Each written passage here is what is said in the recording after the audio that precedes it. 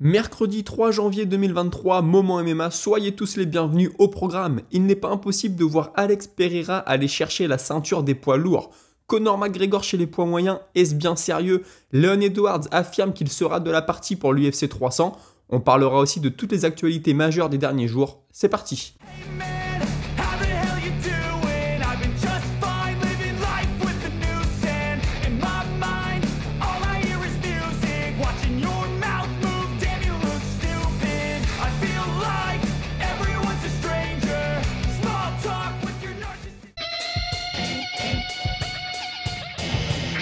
Et on commence avec Alex Pereira qui, il y a quelques jours, a tweeté un mystérieux 30 plus 300 égale 3. Tout de suite, tout le monde s'est enflammé. On s'est dit, voilà, il va aller chercher la troisième ceinture à l'UFC 300. Le 30, c'est soit pour l'âge de Thomas Spinal, soit pour les 30 pounds qu'il va prendre chez les poids lourds. On savait vraiment pas. Il a donné une interview. Il a expliqué que c'est un calcul qu'il a vu en rêve. Il dit, voilà, moi je fais souvent des rêves.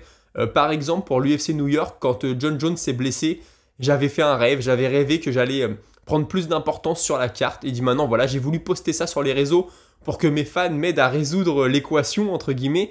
Mais voilà, il explique que s'il devait monter chez les poids lourds, il le ferait, mais qu'il fallait le faire d'une manière très intelligente, d'une manière très construite. C'est ce qu'avait dit son partenaire d'entraînement et ami Glover Teixeira. Il avait dit, Alex est capable de le faire, mais il faut le faire intelligemment. Alors voilà, il dit, moi, quand j'étais chez les poids moyens, j'étais très massif. Et j'ai senti un moment que mon corps ne voulait plus couper le poids, j'ai senti que c'était le moment de monter, donc je l'ai fait. Donc je suis monté en moins de 93 kg, il est devenu champion, je le rappelle. Il dit maintenant, si un jour je ressens ça pour les poids lourds, je le ferai.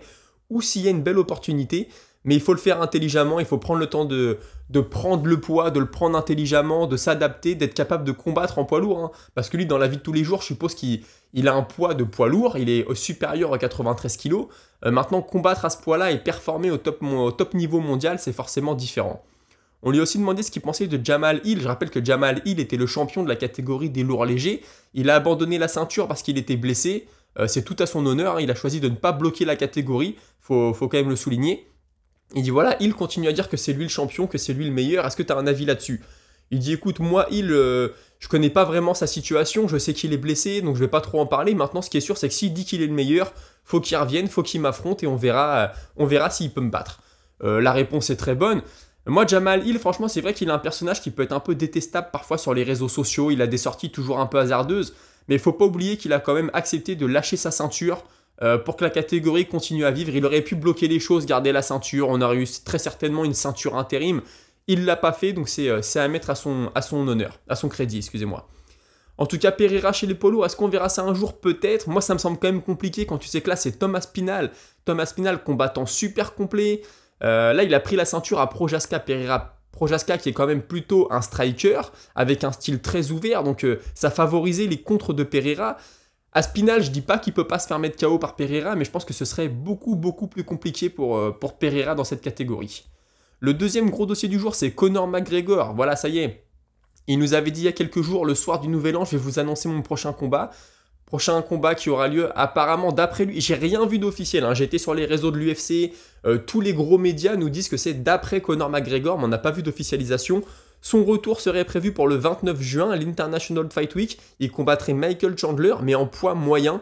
Pour rappel, McGregor, il a été champion chez les poids plumes, chez les poids légers. Il a aussi combattu chez les poids welter. Et là, il montrait encore chez les poids moyens. Alors en ce moment, il est ultra massif, mais c'est pareil. Est-ce qu'il est prêt à combattre à ce poids-là? Est-ce qu'il est prêt à donner une grosse performance? Ça me semble un peu compliqué. Michael Chandler, c'est pareil, hein, c'est un poids léger. Il a toujours combattu, en tout cas depuis qu'il est à l'UFC, en poids léger. Ça fait une grosse, hein, passer de 70 à 84 kilos, si je dis pas de bêtises. C'est quand même quelque chose. En tout cas, Chandler a dit qu'il était prêt. Il a dit, moi, je te veux à ton meilleur. Donc 185 pounds, moi, ça me va. Il faut savoir que si Conor McGregor faisait vraiment ce combat en poids moyen, il rentrerait encore une fois dans l'histoire de l'UFC. Il irait rejoindre Diego Sanchez et Kenny Florian pour les seuls combattants à avoir fait des combats dans 4 catégories différentes. Il faut savoir que Florian est le seul à avoir gagné dans les 4 catégories. Donc voilà, McGregor, on sait qu'il veut chasser des records. Donc pourquoi pas? Maintenant, ça confirme la théorie, ça confirme ce qu'on dit depuis un certain temps. McGregor ne revient pas pour aller chercher un nouveau règne. Il ne revient pas faire une course à la ceinture, prendre la ceinture, la défendre. On a l'impression qu'il revient pour des combats, j'ai envie de dire, de gala. Aller combattre en poids moyen un gars qui au final est un poids léger. Il va pas en poids moyen combattre un gars qui a un vrai poids moyen. Moi, je trouve ça quand même un peu dommage. Sinon, on a Leon Edwards qui a annoncé Suite, il a été présenté dans le stade de Birmingham, là on lui a offert un maillot, enfin voilà, il a fait une sorte de petite tournée promotionnelle. Il a annoncé qu'il allait combattre à l'UFC 300, qu'il allait défendre sa ceinture, donc c'est un bon point pour lui. On savait qu'il voulait être actif, donc là revenir dès le mois d'avril, c'est très bon. Et il a aussi expliqué qu'il aimerait bien dans l'été faire un combat à Birmingham, au Villa Park. Il dit voilà, il y a des discussions avec l'UFC, j'espère que ça va se faire. Bon, il y a beaucoup de combattants qui poussent pour un combat dans un stade. Moi, je pense que s'il doit y avoir un combat dans un stade, l'Europe ou peut-être le Brésil ou l'Amérique du Sud, ce serait vraiment parfait. On a vraiment cette culture d'aller au stade, d'aller voir surtout les matchs de football. Donc écoutez, est-ce que ça pourrait se faire Dana White a toujours dit qu'il était contre, mais ça pousse de plus en plus, alors peut-être qu'un jour il changera d'avis. Il semblerait que cette défense de titre ait lieu contre Bilal Muhammad. Donc Bilal Muhammad, il expliquait, en tout cas c'est son manager, Ali Abdelaziz, qui a expliqué qu'il allait sûrement aller préparer son prochain combat au Daghestan. On sait qu'il est proche de la team Khabib. Son combat contre Sean Brady, il l'avait préparé avec eux. Ça s'était très bien passé pour lui. Est-ce qu'il va recommencer cette fois-ci? Peut-être. En tout cas, moi je pense que ça peut pas lui faire de mal. Et il y a aussi la rumeur, Ariel Helwani a déclaré que Shavkat Rakhmonov avait été dans la conversation pendant un moment pour avoir le title shot. Il semblerait que ce soit mort pour lui. Moi, je dirais, attendons l'officialisation de l'UFC. Puisqu'on parle de la catégorie des poids welter, il y en a un qui avait eu un gros beef avec Leon Edwards. On se rappelle qu'il y avait eu une bagarre dans les coulisses, c'est Jorge Masvidal. Il a tweeté en disant qu'il n'était plus retraité. Alors écoutez, qu'est-ce que ça veut dire? Est-ce qu'il va retourner à l'UFC? Est-ce qu'il va faire un combat dans son organisation? Je rappelle, du MMA à main nue. Je ne sais pas du tout. Moi, le voir revenir à l'UFC, ses dernières sorties, c'était pas ça. Il y avait eu le KO contre Ousmane, il y avait eu la défaite contre Colby Covington. Il avait quand même l'air d'être arrivé en bout de course. Donc écoutez, Jorge Masvidal de retour. Moi j'aime beaucoup, je regarderai son combat. Maintenant, je pense qu'il ne faut plus l'attendre dans le top 5 des catégories. C'est terminé.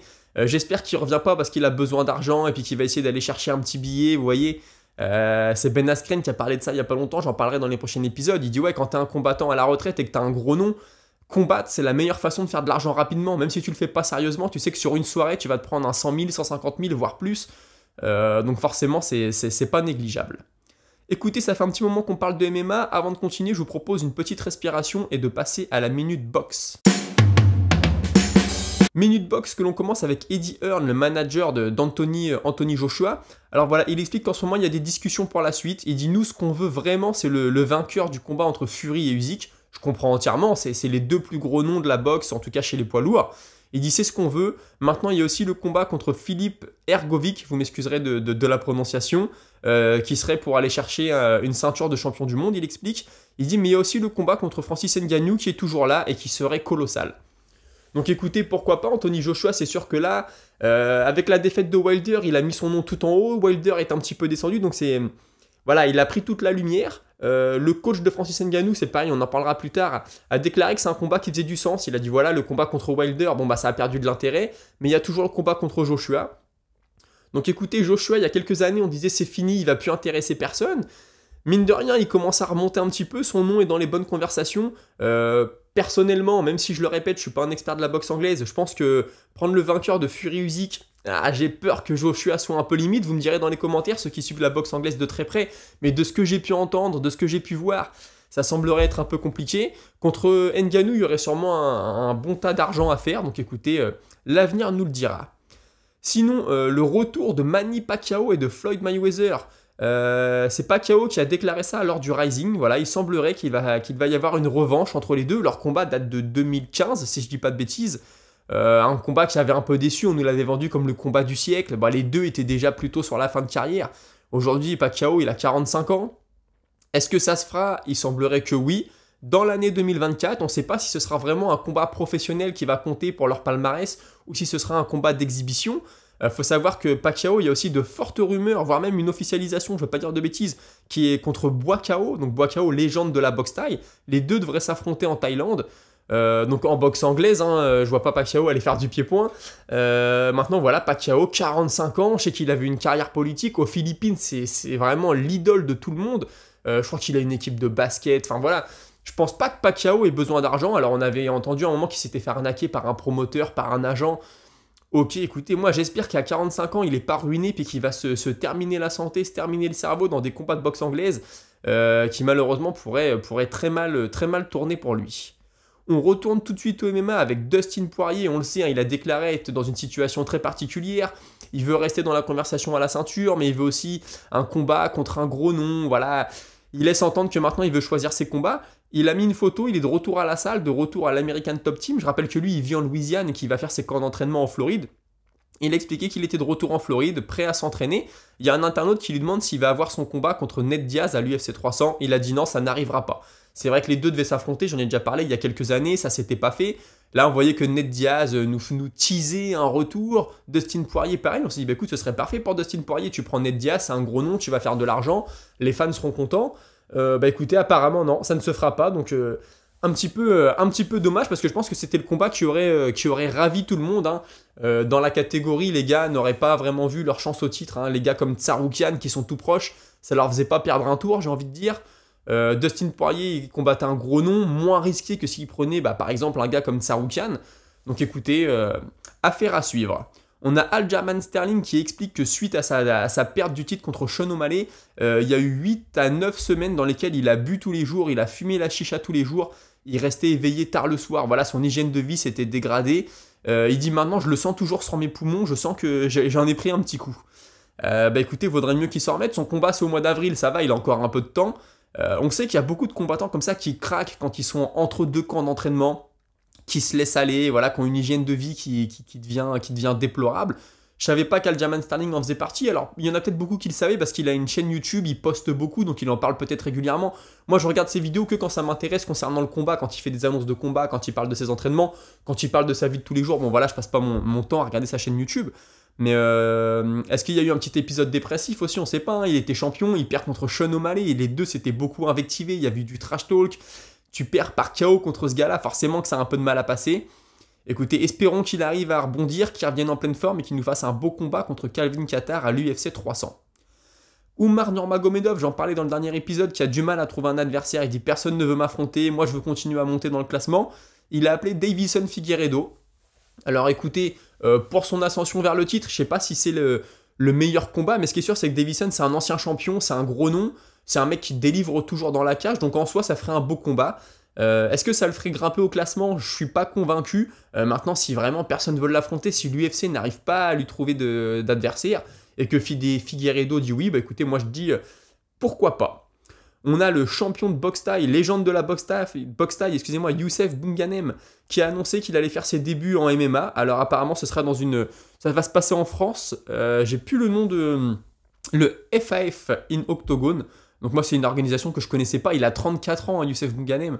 On sait, la boxe thaï, ça paye pas. Moi, j'ai déjà vu des reportages sur lui. Il explique que voilà, il a fait des centaines de combats. Il n'a pas gagné énormément d'argent. Il a ouvert son camp d'entraînement en Thaïlande. Alors, est-ce que c'est pareil? Il se dit, voilà, je peux faire parler de moi, je peux aller faire un billet dans une organisation, je sais pas. Après, je comprends aussi le défi sportif. Les combattants de boxe thaï, ils combattent énormément. C'est vraiment un autre mode de vie. Moi, j'ai déjà parlé avec des gars qui se sont entraînés en Thaïlande, qui ont combattu là-bas.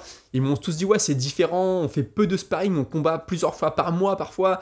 C'est vraiment une vie qui est totalement différente. Si vous écoutez Jean-Charles Skarbowski, il en parle très bien, il explique très bien tout ça. Donc c'est des mecs qui n'ont pas peur du combat, qui n'ont pas peur des défis.